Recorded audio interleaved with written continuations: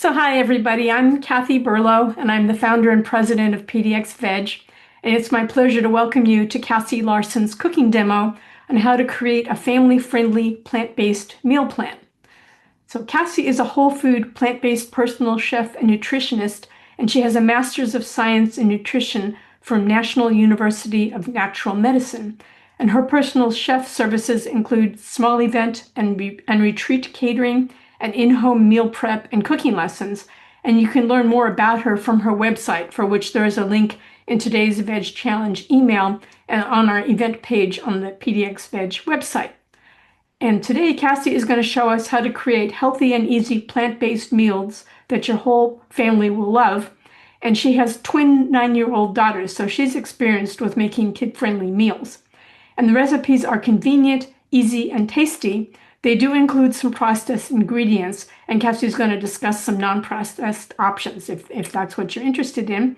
And she's also going to discuss peer issues that can come up for vegan kids, and also show us some cookbooks with recipes that kids can make. So as you can see, we're recording this and we're going to put the video up on our PDX Veg YouTube channel. And I'll be sending the link to everybody who signed up for this event and also to the PDX Veg Challenge. And if you have any questions, please write them in the Q&A and I'm going to read them out to Cassie when there's a good pause. And so now I'll turn it over to Cassie. Thanks, Kathy. Hi, everybody. I'm so happy you're here.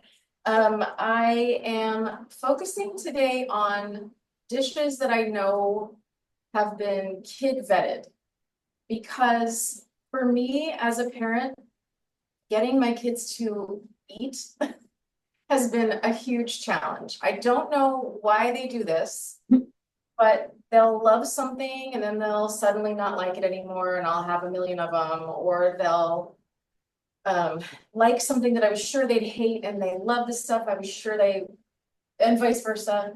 And it's just a constant challenge, I think. So in addition to that, now that my kids are older, they're eating with their friends at their friends' homes and they're seeing all their friends' lunches at school. And they're asking me to get things like Lunchables with the little stamped out pieces of cheese and ham. And I'm like, they don't have a vegan version of Lunchables. And even if they did, I don't think I'd want you to eat that. And so they get meat and dairy outside of the home. And then they come home and they want something that's sort of comparable, and that's really tough. So I decided that I would sort of run an experiment and try a couple of recipes on them and see what happened. They also have a really good friend they hang out with all the time now. And she eats the standard American diet. I mean, like junk, fast food, no veggies. Like she doesn't want to touch vegetables. So it was a super huge challenge to get this kid to eat when she came over. And I was successful. So I thought, if she likes it, these recipes must work. And the trick, I think, is in some cases relying on a little bit of convenience food and maybe some semi-processed stuff. So, or very processed sometimes, just as a bridge. If I can get this kid or my kids to eat these tacos I made or this mac and cheese I made, and they like them, then they're going to be more open to the next thing I try. And I can transition them to less processed that way. I don't want any barriers. It's already hard enough to get these kids to eat. So I'm trying to take away some barriers. So what I'm going to offer you is 3 recipes I know they love. 2 of them have some processed ingredients. And it's really easy to swap them out if you don't want any of that in your diet. And I can sort of guarantee your kids will love this stuff. There's never 100% guarantee with kids. I wish there was. But the first recipe we're going to focus on today is these dreamy zucchini cookies, and they are truly dreamy. And this kid that we have over all the time loved them and wanted the recipe, which shocked me to my core to hear this child tell me that she wanted zucchini cookies cooked at home for her. Her mom and I were both like, what? So they're a must. And they're super, super easy. So we're starting with 3/4 of a cup of rolled oats. Buy the cheapest you can find. I buy whatever's on sale or whatever's store brand. I'm also going Do you need the fast cooking kind or just regular old rolled oats? old fashioned. I have never tried it with instant. Not sure what would happen, but old fashioned is what I go with. It says rolled oats in the recipe. Probably stick with it. Yeah, good. I don't know, give it a shot. That bad. It's good to experiment too, because if you use what you have and it works, then you know, oh, I can be flexible. And flexibility really helps in this process because you don't want to get so perfectionistic about this that you're like, but it has to be rolled oats. Just try it. It's not the end of the world. We're also doing 3/4 of a cup of grated zucchini. This is a tough thing to do when the recipe doesn't tell you how many zucchini and it just tells you the measurement of zucchini. And what happened for me, just as a tip, is I bought a pretty decent sized zucchini, maybe it was this tall, and I shredded a little more than half to get the 3/4 of a cup. And another thing is that if you do buy a zucchini or whatever and use a portion of it and have a little bit left, you can do so many different things with it besides compost it, although that's an option. You can just eat it raw right there. You can shred it and freeze it, like squash, for example. Shred it and freeze it and make zucchini bread. You can just saute it up in a scramble or whatever you're making later that day. And it's really versatile. It goes in anything. So 3/4 of a cup of shredded zucchini. And stack these up, get them out of the way. Then we're putting in 1/3 of a cup of natural almond butter. So natural is important. You don't want the kind that has those weird like palm oil and other kinds of oils that are solid at room temperature. Don't need it. They're bad for the environment. And this is just almonds and salt. Those are the ingredients. So stick with those kinds of nut butters in general. This could be made with peanut butter too, or any kind of nut butter you have. And if you only have the kind of nut butter that happens to have palm oil in it, it's not the end of the world, use it. And then the next time, buy the kind without. Don't feel like you have to throw it away or waste food. It's too expensive as it is. We're doing 1/4 of a cup of flaxseed meal. This stuff's pretty pricey. You could also do chia seeds, though I'm not certain what the price difference is there. This is kind of like our egg substitute. It gels when it gets wet and forms what's very similar to like an egg white consistency. I was going to say something else. Now it's gone. Okay. Very gone. It's also really good for you too. Maybe you were gonna. That's what I'm saying. Lots of omega-3, which is a really important thing to get in your diet. Same with chia seeds, and then tons of fiber too for both chia and flax. So good for you. This is 3 tablespoons pure maple syrup. You could do agave. You could do coconut sugar too, but I would watch it with the dry sweeteners with this recipe. I've never tried it, and you probably need the liquid. So try it, see what happens, but it might be too dry. And then if it was too dry, you could maybe add a little bit of plant milk or something to moisten it up. I'll show you how moist it is so that you can kind of get an idea of what you're going for. These are really moist cookies. They're not going to get crunchy. When you bake them, they're going to stay nice and moist and like not really chewy, like a cake-like kind of. And then we're doing 2 teaspoons ground cinnamon, 1/2 teaspoon baking soda, 1/2 teaspoon vanilla extract, and 1/4 teaspoon salt. These are all going in at once because I prepped them all in the same bowl. And then we just stir it up and that's it. And then we're gonna portion it out onto the parchment lined baking sheet, which you should have ready. And like I said, it's really moist. You don't drain that shredded zucchini before you use it like you do in a lot of recipes. I think the moisture in this recipe is important, so you do not want drained zucchini. And then, once you have it stirred up pretty well combined, I recommend, and so does the recipe, using wet hands. So get a little bit of water in your hands and then make a ball. I think this recipe says 8 cookies. So make 8 balls if you want, or just wing it like I do and make however many you want. I'm making balls about this big. Kind of a little bigger than a golf ball. And then we're pressing down to make them about a 1/2 inch thick. They won't spread out like the cookies with butter in them. Oops, I forgot to get my hands wet. And if you don't get your hands wet, you'll just have sticky hands. It's not the end of the world. And then you can also lick it off your hands. It's also not the end of the world. Not hygienic, but fun. Put them about 1 inch apart. So you're done with all of them.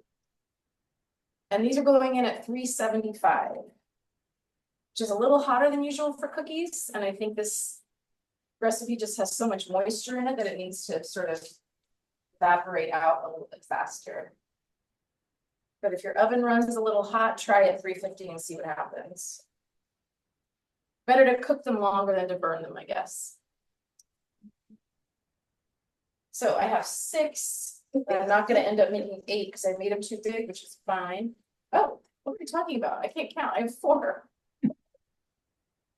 I have half as many as I should have made. So if you want 8, make them about half the size I showed you. I've never even paid attention to what size to make them. I just make them. This is a recipe that I often double because there's not that much to it. So wipe my hands off. My oven and stove are just off camera. I'm gonna go put these in. I'll be right back.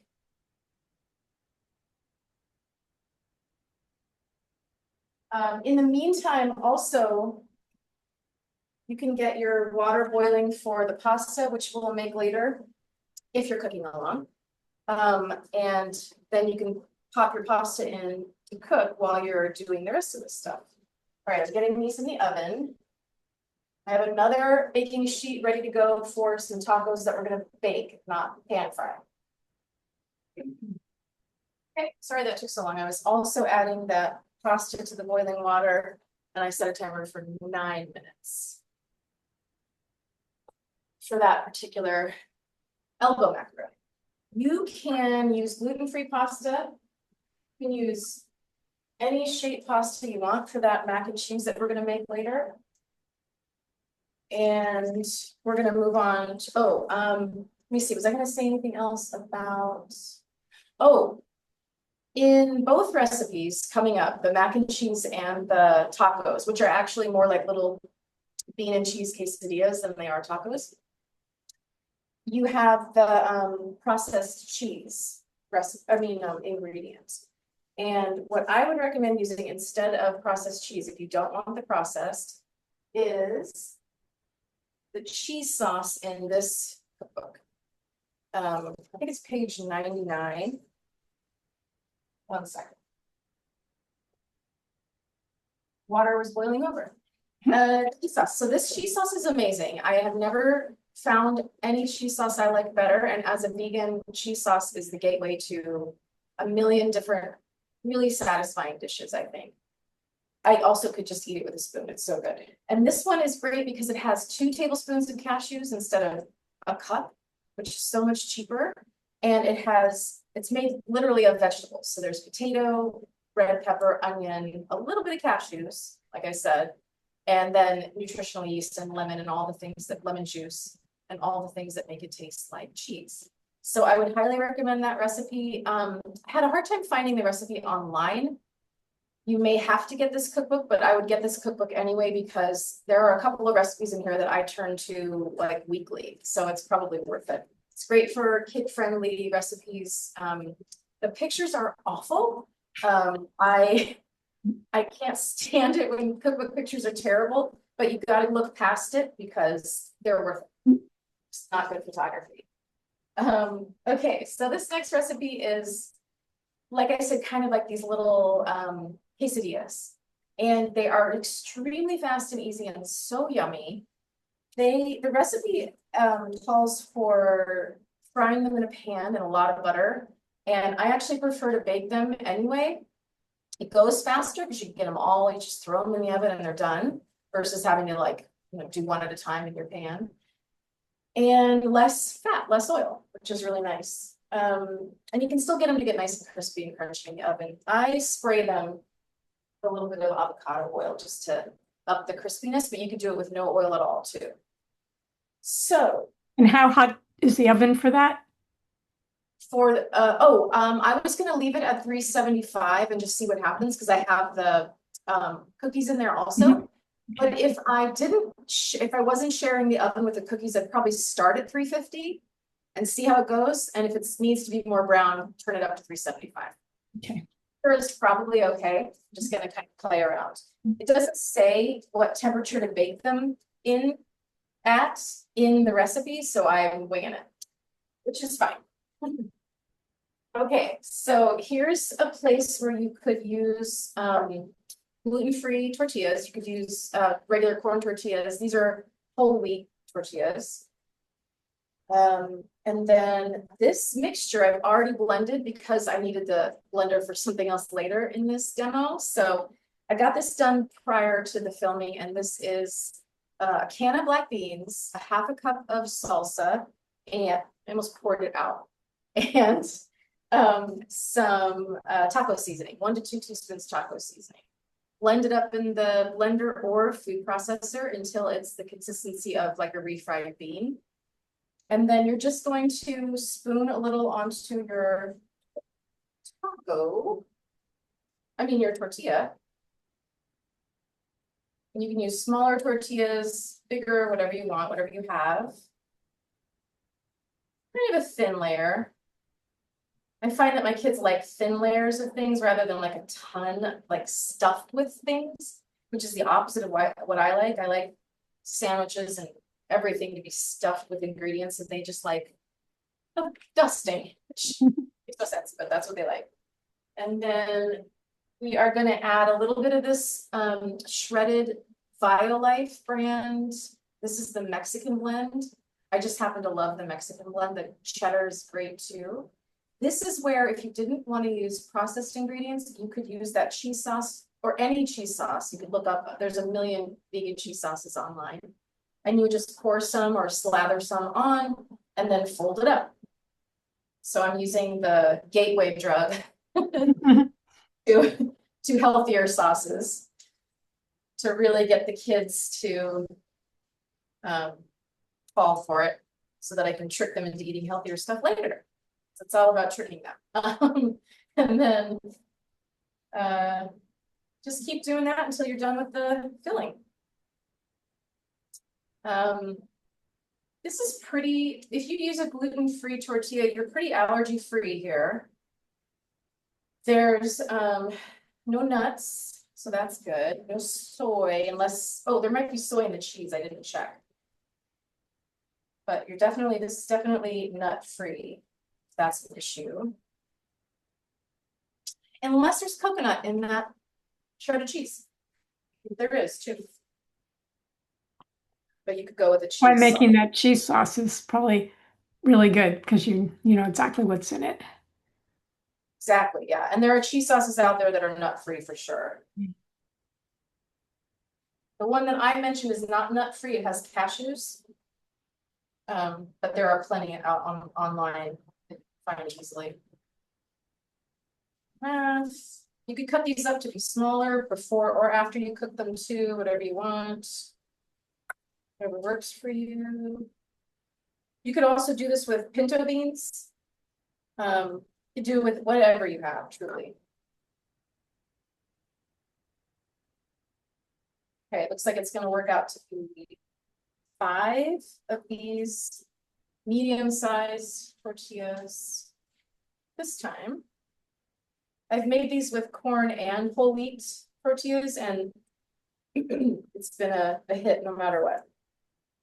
You could also do it with white flour tortillas, but then you're missing out on the fiber and the nutrition.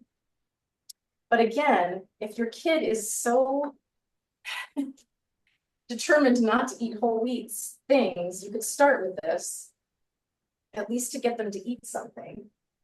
And I have a question here, and I'm going to also put these cookbooks in the email that I send out afterwards with the link to the video. But that cookbook is the China Study Family Cookbook, and it's by Del Srofe, Srofe. But I will send a link to that later. Okay, just lightly spraying them. And I'm gonna go pop these in the oven, and then I'm gonna strain those, that elbow macaroni that I've got boiling, and I'll be right back. Oh, I forgot to say that the cookies go in for about 12 minutes. I forgot to set a timer, so I'm gonna wing it. I know that I set the timer for the noodles at the same time that I put the cookies in, and that was 9 minutes, so I'm fine. But you want to cook them for about 12 to 15. It says in the recipe to poke it with a toothpick or something to see if it's cooked in the middle. I have never needed to do that. At 12, they're perfect. They're never like gooey in the center, so you'll have to kind of play around with it, but they're so easy and fail proof for sure. Okay, I'll be right back with the noodles. One day I'll have a kitchen where everything is set up so that the camera can be facing all of the action. Not today though. So we've got the tacos baking. I would give them 8, 9, 10 minutes and then check on them and see. Be right back.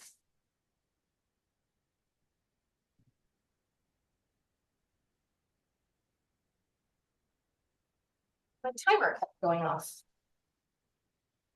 And we've got the cookies going. They'll need about 3 more minutes. And we're going to check on the tacos in about 5.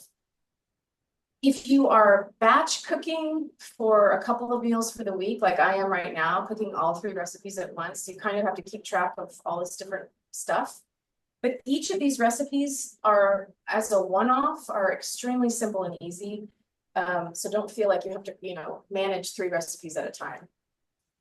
Unless you want to, and then you'll have in your fridge ready to go a bunch of tacos, a bunch of mac and cheese, and a bunch of breakfast cookies. I was gonna also say that the breakfast cookies are amazing all day long. They're great as, my timer's going off again. Just a second.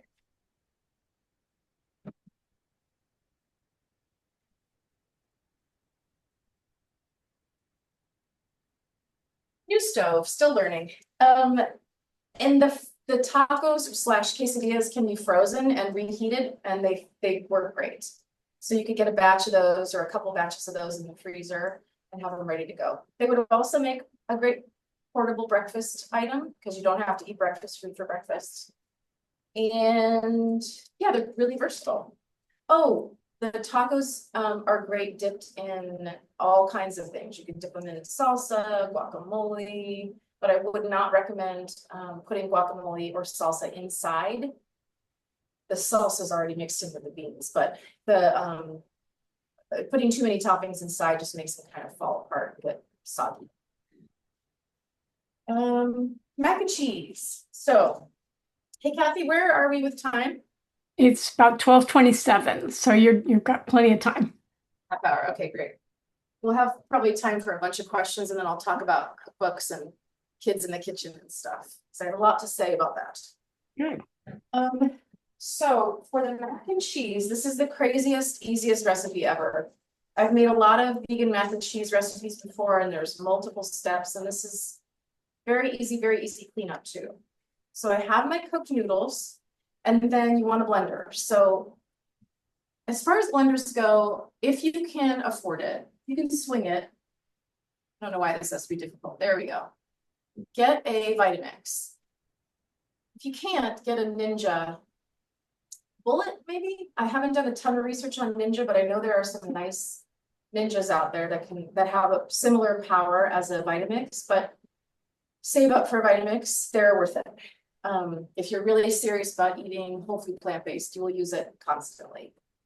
And this recipe is just blend up the sauce in a blender, throw it over your noodles, stir it up and eat it. It's amazing. You can also add the sauce to the noodles, throw them in a baking dish and bake it for baked mac and cheese. Either way, it's really good. I was going to mention earlier and I forgot, if you want to add broccoli or peas or any vegetables to the mac and cheese, throw them in when there's like 5 minutes of noodle cooking time left. and let them just cook in the hot water. And then you strain it all, you're all set to go, and you can just add the cheese to the veggie macaroni mixture, which is what I usually do, but didn't do it for simplicity today. Okay, so for the sauce, we are adding a can of butter beans. I can never find butter beans easily. I go to Fred Meyer, I go to grocery outlet. If I don't find them there, I'm not going to another store. That's too many stores for me. So I ended up just using cannellini beans, and they were great. You could use white bean, just any white bean at all, navy beans, whatever you want. Butter beans are awesome, and when I find them, I try to stock up, but I don't have any. So cannellini bean. Sorry, distraction outside. Cannellini beans going in. That's 1 can strained and rinsed. I don't know if you could use garbanzo, but I bet you could. I've just never tried it. Also going in is a 1/2 cup of veggie stock. I recommend using veggie stock concentrate. It's cheaper than buying it pre-made. It's a little bit processed though. That's the one thing that you can't get away from with concentrated, or at least not the concentrated broths I've found. There's like oil and sugar sometimes in them. So if you don't want that, get like the just straight up veggie broth at Fred Meyer. There's the generic, the Fred Meyer brand, which I think is great. And then Pacific is organic, and I think for sure it has no oil or sugar. It's just pricier. Along with the stock, we're doing a cup of dairy-free milk. I am a big fan of unsweet silk organic, not because it's organic, because that's pretty pricey, but because I love the taste of it so much, and I can't find anything I like as much. But you could use any kind of soy milk, any brand of soy milk. You could use cashew milk, any kind of plant milk you want. I just happen to love silk soy. Then we're adding the flavorings. So there's nutritional yeast. There's 1/4 cup of vegan butter. At this point, you could use, sorry, I was searching. You could use olive oil to make it slightly healthier. You could skip the oil altogether and it would still be great. I'm just going with the recipe because I know it tricks some kids who are picky into thinking it tastes like the mac and cheese they're used to with dairy in it. It's just richer, I think. I think that's what does it. But olive oil would be great too, or nothing. Oh, I skipped the nooch. Nutritional yeast going in, along with the butter, the lemon juice, and the salt, and the pepper, and the paprika. Okay, sorry. So that was nutritional yeast, 1/3 cup, 1/4 cup of vegan butter, 2 tablespoons lemon juice. You could also use vinegar if you don't have any fresh lemons on hand. Totally the same deal. I would use white vinegar, white wine vinegar, any of those. 1 teaspoon salt, and then your cracked black pepper and paprika, and then a 1/2 cup of vegan Parmesan cheese. I used Violife brand again because I just love it. Also, I think it's the only vegan Parmesan at my regular stores. Wait for sales because it's expensive, and the sales are pretty good. And buy a bunch, you can freeze it. Also, check out Grocery Outlet because Grocery Outlet will have a really kind of an impressive selection of vegan cheeses out of nowhere, and you can stock up then too because it's super cheap. So grated, I grated this myself because it doesn't come already grated. The kind I like doesn't. I think there's another brand that comes already grated. Can't remember what brand it is, but it's in like a little container. So what would happen if you used the cheese sauce that you were talking about before? Is there other things you could use? If you already had that cheese sauce made up, or if you made it up right then, you would just instead of blending everything together, you would already have the cheese sauce made and you just dump it over macaroni. Super easy. Which I have done in the past, which is my preference. Healthier, easier, even slightly easier and less expensive, but it doesn't quite get that comfort food creamy mac and cheese feel somehow that I'm going for to get kids hooked. So I mean, is there something else you could add to all of that They wouldn't be processed instead of the Parmesan, or not really? Miso, Yeah, that's a good idea. Yeah. that's right, lots of nutritional yeast, lots of miso. Mhm. So you can make any cheese sauce you find and like add extra meat, add miso to it or extra miso. Um, and lots of nutritional yeast. I Mhm. think that would probably do it. And if you're doing oil, do a decent amount of olive oil or avocado oil to get the richness really Mhm. there. Okay. Thank you. Um, and then the last thing that's going in is a cup of shredded. I have to go grab it, right? Hold on 1 second. We're doing a cup of shredded. This is what I was talking about earlier. It's their Mexican, Violife's Mexican style Mhm. shredded. It's not like some of those Mexican style cheeses that have like chili powder in it to make it taste taco-y. But you could use that too if they make it. I don't even know if they do. It's just, I don't know what it is about this particular blend that I like so much, but it's really great. I forgot to measure this out ahead of time. It's a cup. I'm just gonna wing it. I kind of know what a cup looks like pretty well after all these years. But you can also wing it. No one's gonna die. And just blend it up.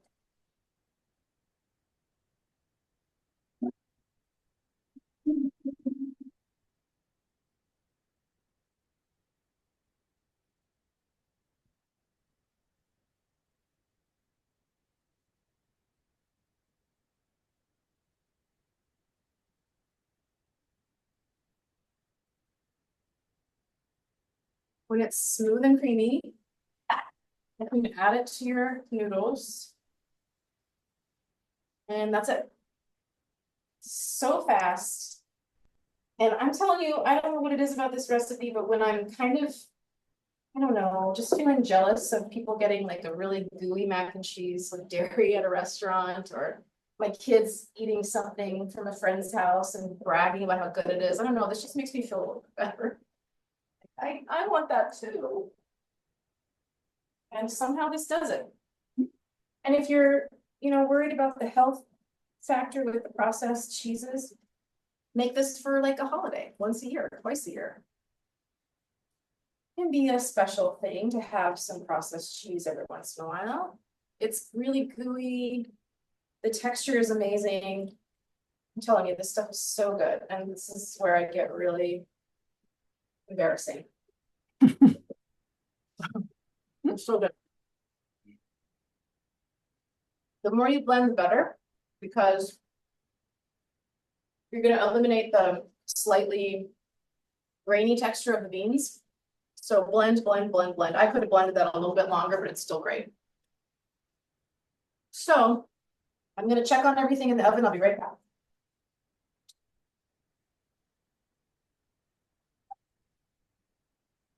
Cookies are done. They're pretty fragile right now, but once they cool, you'll be able to easily peel them off the parchment paper.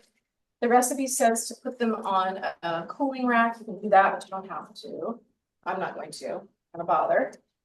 They're not even very browned. You could cook them until they get a little browned around the edges, but I just don't. I like them really soft. They'll never get crunchy, but you can get the edges a little crispy if you want that. And then the tacos look like they need another 5-ish minutes, so I will take a break and talk about the cookbooks that I'm into if you're trying to get kiddos involved in the kitchen, cooking with you or cooking on their own. My kids are at the point now where they can do a lot of cooking on their own, and I went online and looked for some cookbooks that are just for kiddos, and I found this one. This one's one that I really enjoy. Plant-based cooking for kids, and it's by Faith Gomarek Ralphs. The recipes are easy to read, kid friendly, and all whole food plant-based.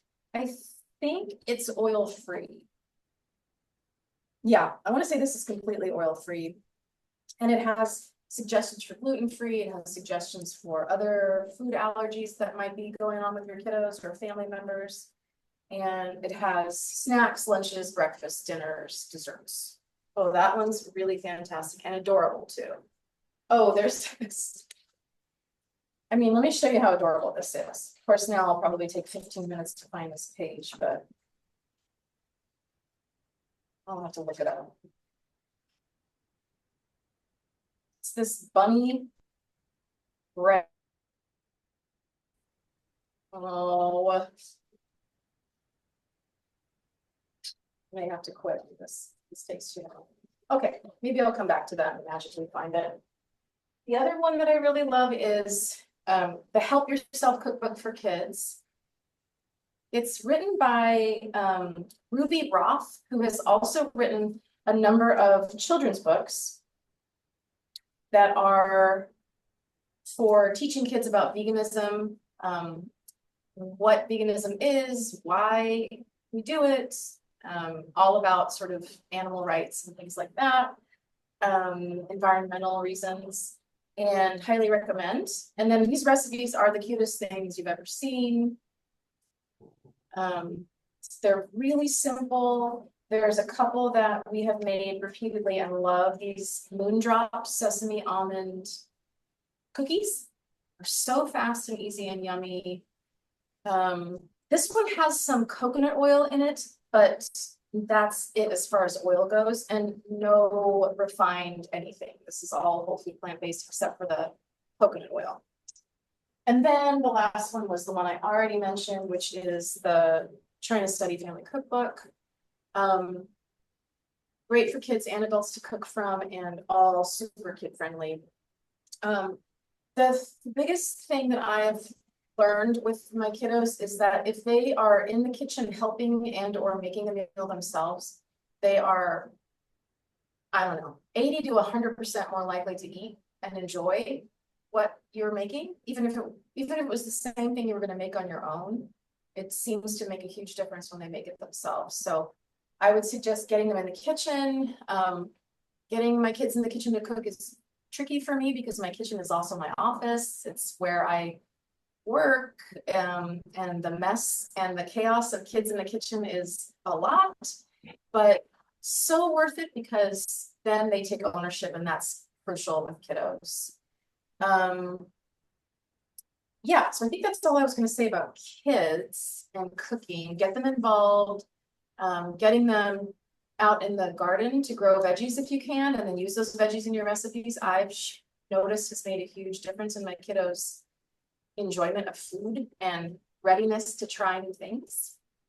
And there are also a ton of other cookbooks for vegan kids cooking out there. And just a quick Google search and you'll find probably too many. You'll probably be overwhelmed. So, oh, there's another one that I have somewhere. It's called, let me go check.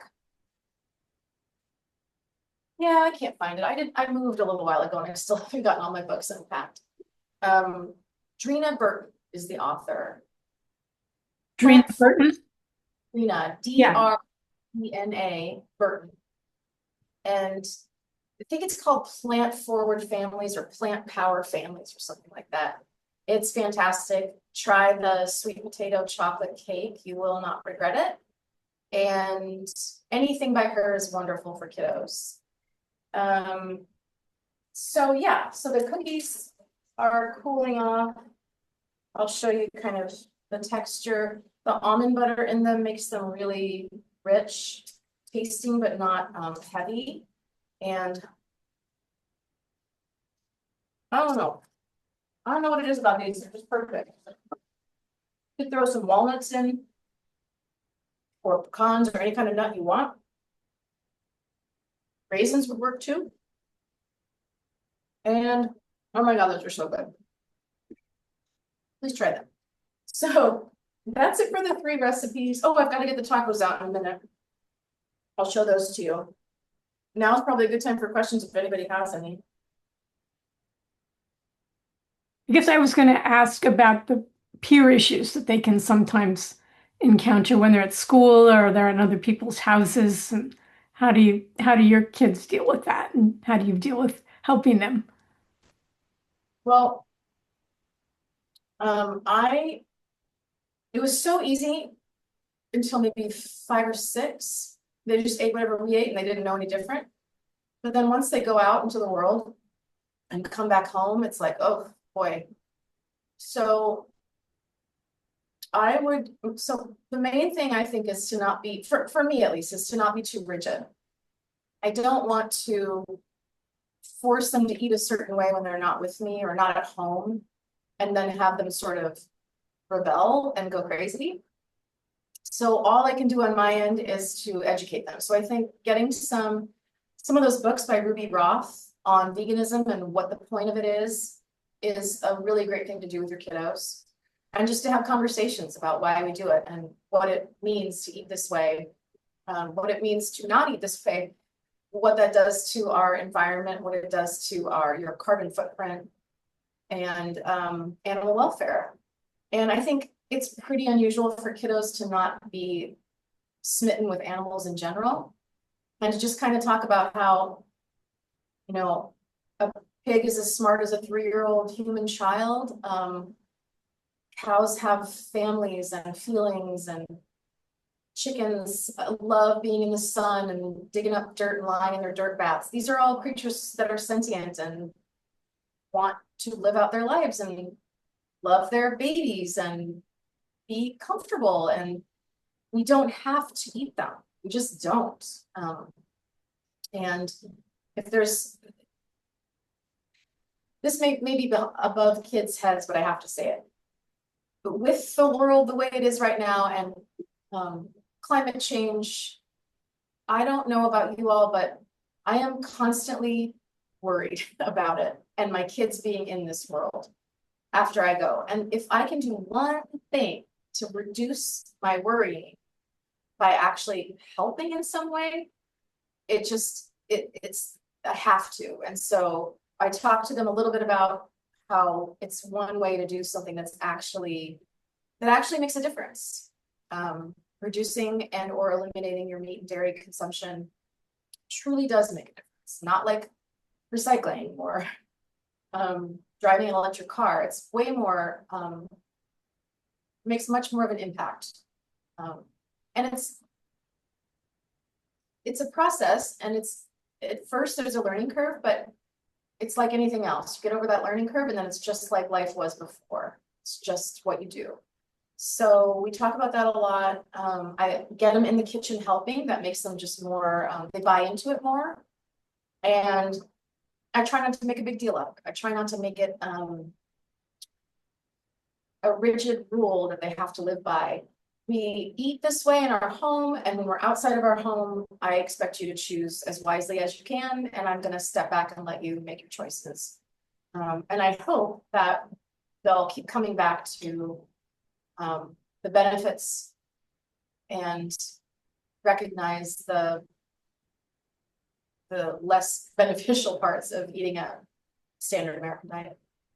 And I have somebody who shared that she has, or he or she has, problems being accepted as a vegan, even as an adult, and that they keep trying to bring different recipes to potlucks and let other people decide if they want to try it. And that's all wonderful and great. And kudos to you for that. And also in our challenge, we have a whole day where we talk about peer issues. And there's some books that have been really helpful for me that I'll be sharing there, because sometimes the hardest part of all of this is dealing with your friends and family and coworkers. And so yeah, it can be a big issue, even if you're not a kid. Yeah.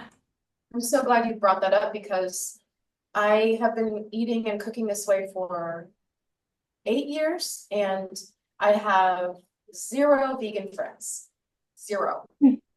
Who I actually, spend daily time with or communicate on a regular basis. I have vegan peripheral people in my life, but no actual close friends. And it's hard. It's really, really hard going out to eat with people who aren't vegan, going to their houses and bringing stuff, and then nobody really wants to try it as much as they want the salami and brie or whatever.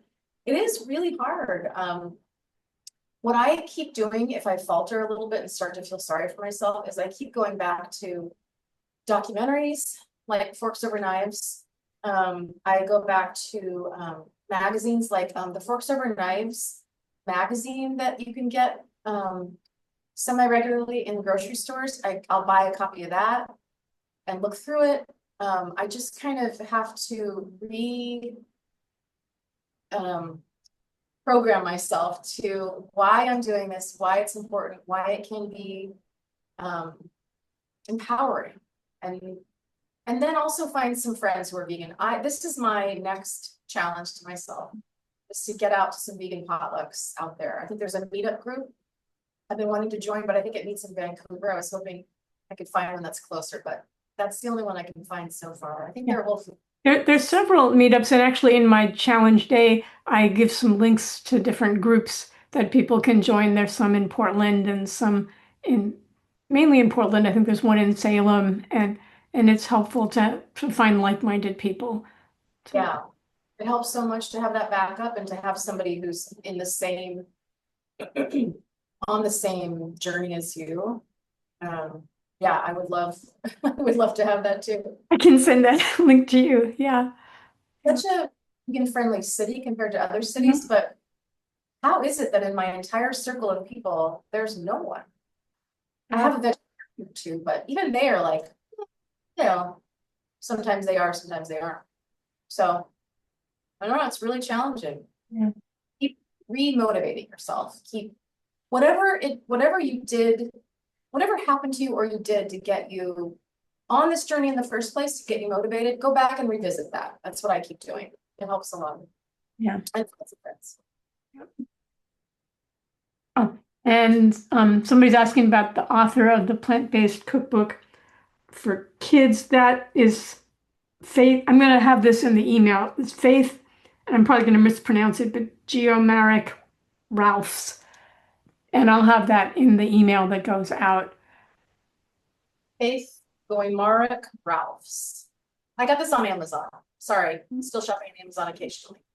Actually, this was a long time ago, so I can claim that I haven't done it in a while.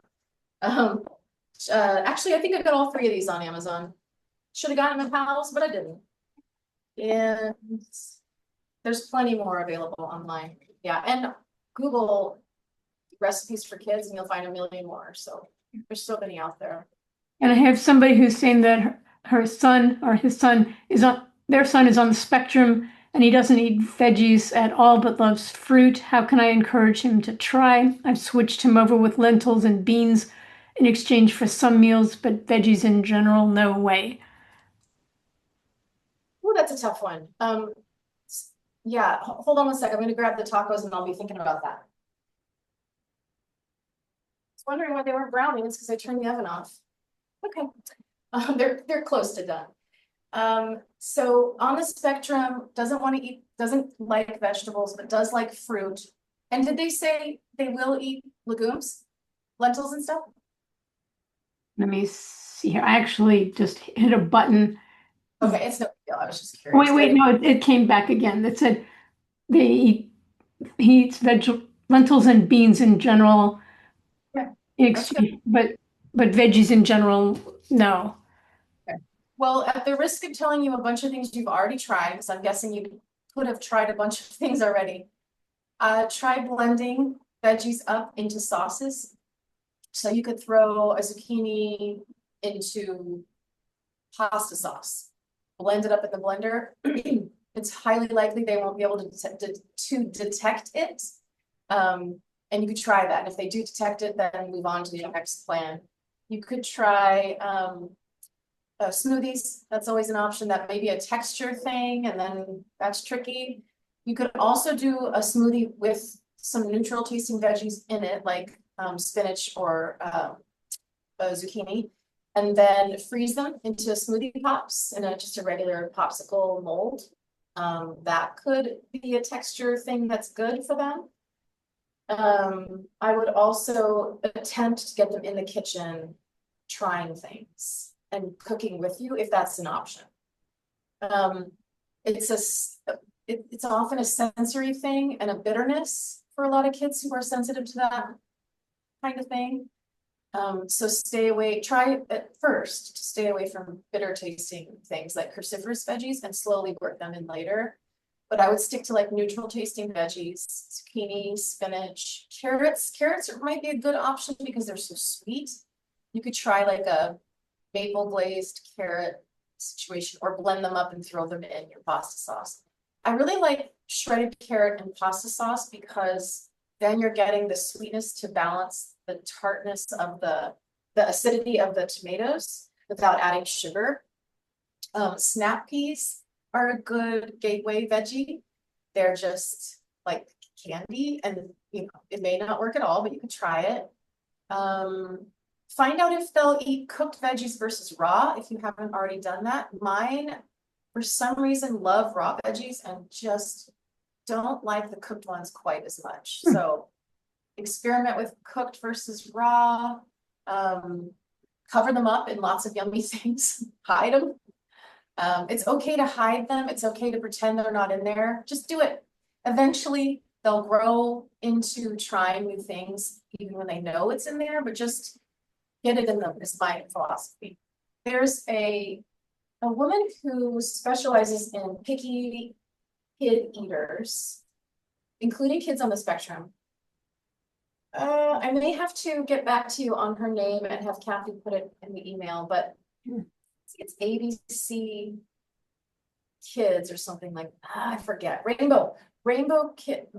I'll get back to you. But she does an amazing job of teaching you how to introduce foods to kiddos who are really averse to trying new things. She has a whole method for it that is supposed to be really, really successful. And she has a lot of resources that are free that you can start out with and see if you like her and if it helps.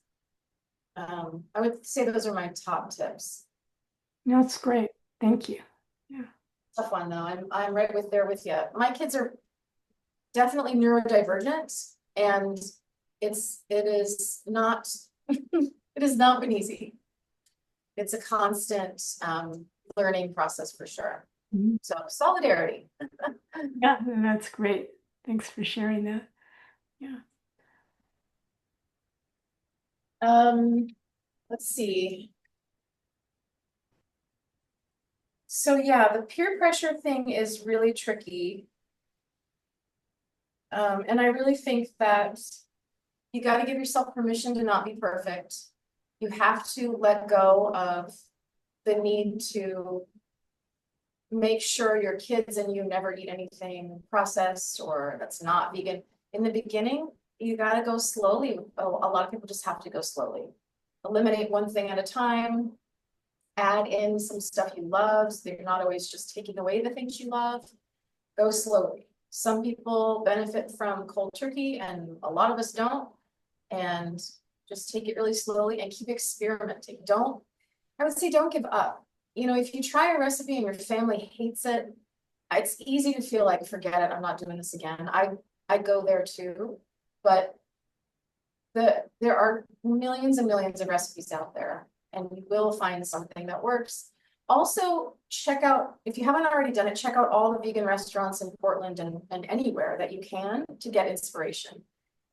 If you go somewhere that has an amazing sauce, go home and Google that kind of sauce and get some recipes and try it out at home.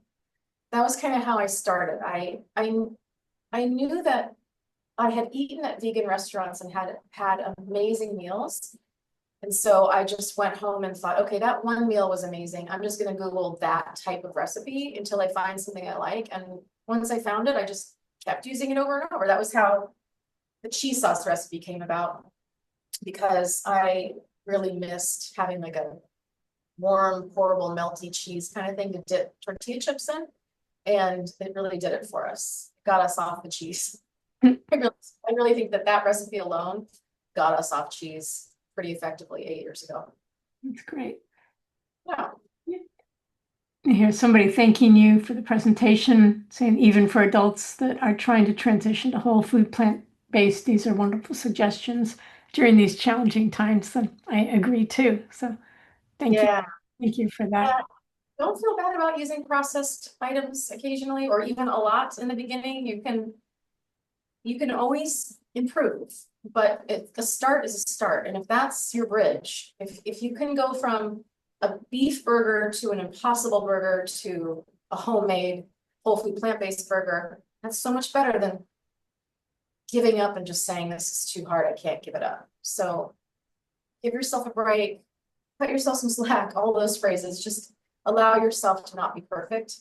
Nobody really benefits from, you know, being shamed into change. It's just not how, the tacos are almost done. I'm gonna go grab them. Okay, these smell and look so good. So they're too hot to do too much touching, but they're really crispy. Can't make that sound. They're really crispy, and you can cook them a little bit longer and make them even more crispy. And they're kind of gooey and melting out of the side, and they smell amazing. I usually cut these in threes so that kids have little tiny triangles that they can dip in whatever they want to dip it in. Usually we dip it. Sometimes I make some cashew sour cream, which I love. They don't love as much as me. You could do guacamole, which is their current favorite thing in the world. So, and since we have a little bit of time, my favorite guacamole recipe is the easiest thing in the world. And doesn't require any chopping or even any measuring. I just mash up as much avocado as I want with some salt, some lime juice, and some garlic powder, maybe onion powder. Those 4 or 5 things, whatever, mashed up together in a bowl, absolutely perfect. And that's an easy one for kids to do too. You just spoon out that avocado and they go to town mashing with all the ingredients. And my kids will just eat that on a tortilla, like an open face sandwich. It is so good. So, guacamole tip. That's great.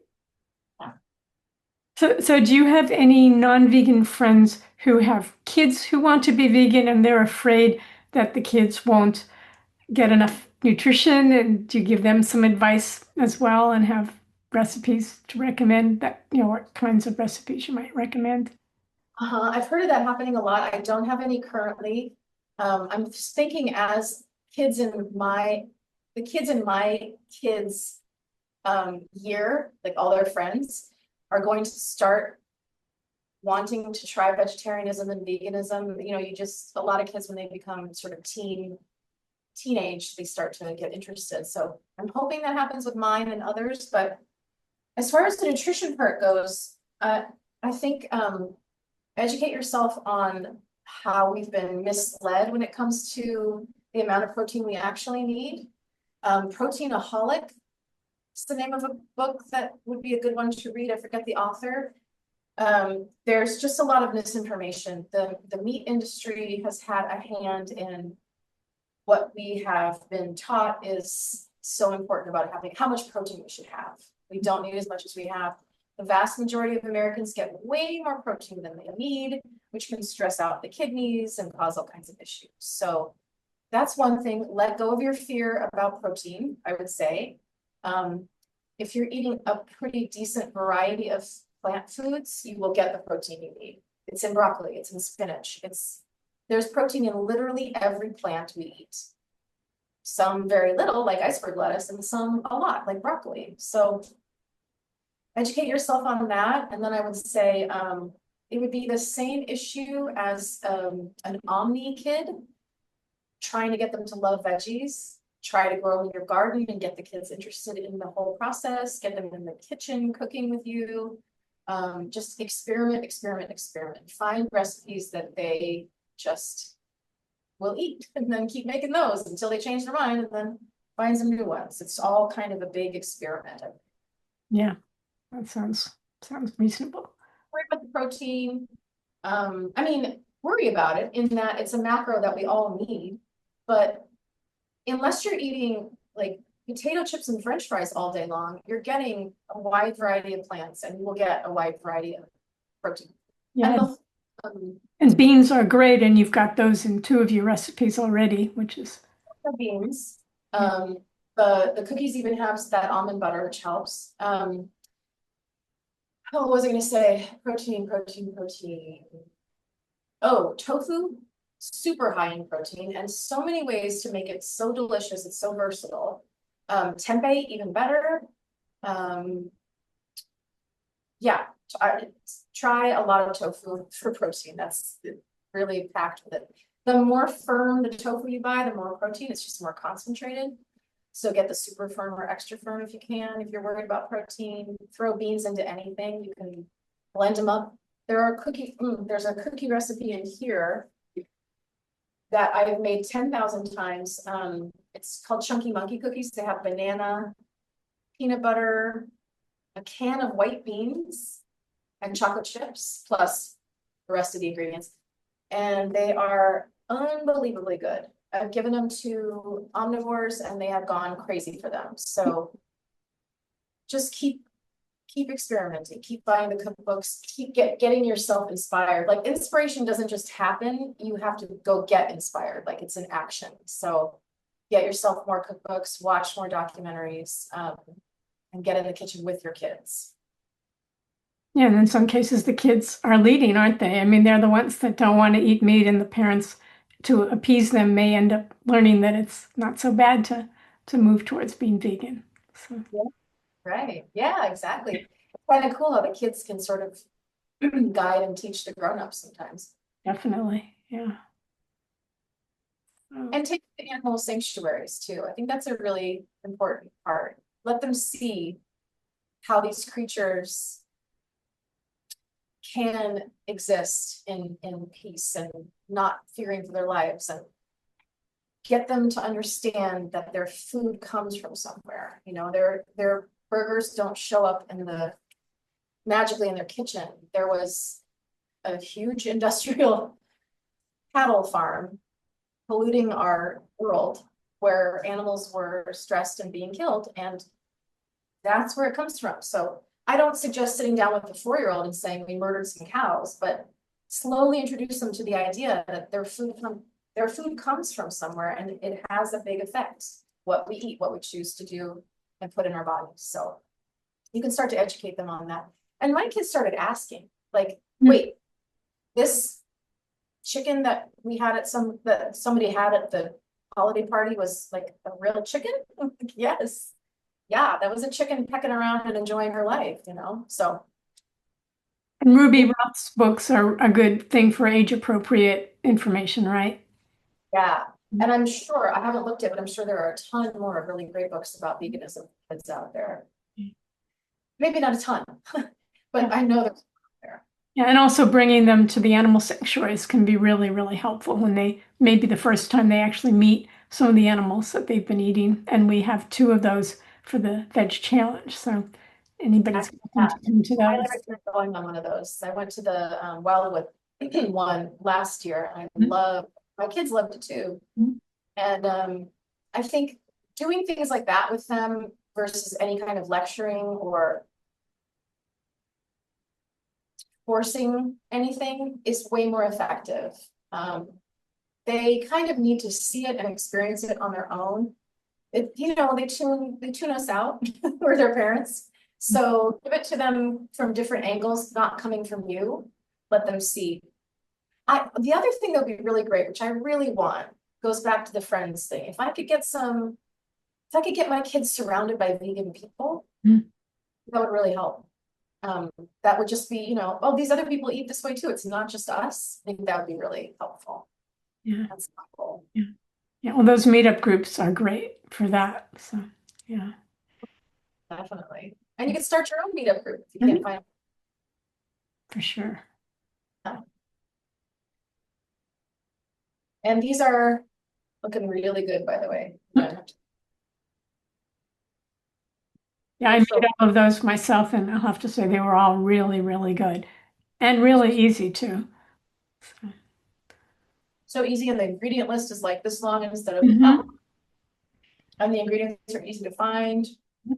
I think is crucial because again, you don't want too many barriers to eating this way. Right. Yeah. And these kind of overcome all the obvious barriers people could have, like the time and the convenience and everything like that. Yeah. Cost. Hmm. Yeah, exactly. Yeah, so these were great for freezing and saving for later. And you could also freeze the filling, right? And put them together later. What? Could you freeze the filling and put that, assemble them later too, if you wanted to? Totally. I mean, that's a great idea. Yeah. The mac and cheese won't freeze well, but the cookies freeze great. Mhm. You can make like multiple batches and have them frozen and ready to pull out. You can let them just thaw on their own, or you can even throw them in the toaster oven or toaster Mhm. for breakfast. Yeah. And all of these, not all of them, the tacos and the cookies are portable, which is really good when you have kids. You got to run to soccer practice or something, you can just grab one and go. The cookies make a great breakfast in the car on the way to school. And the mac and cheese you can put in a little thermos thing for your kid at school for lunch too. Yeah.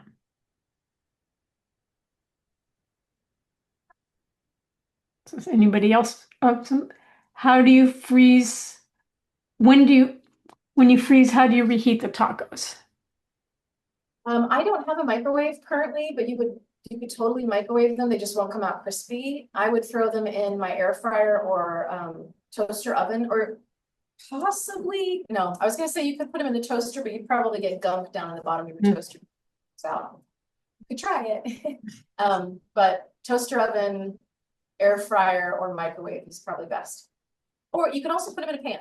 Just reheat them slowly on low heat until they're thawed, and then turn up the heat until they're brown. Yeah, sounds good.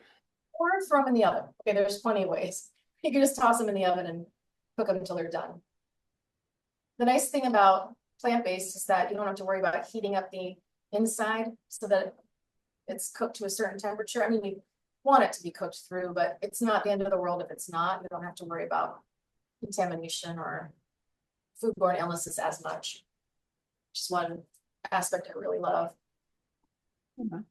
Somebody's asking about the recipes. So the recipes were there were links to them in the event page, and they will also be in the YouTube video. You just click on the name of these different recipes, the different things, and the recipe will pop up. So if you didn't see it yet, when you see the YouTube video, there will be a link to that in the YouTube video as well. So that was a question that we had.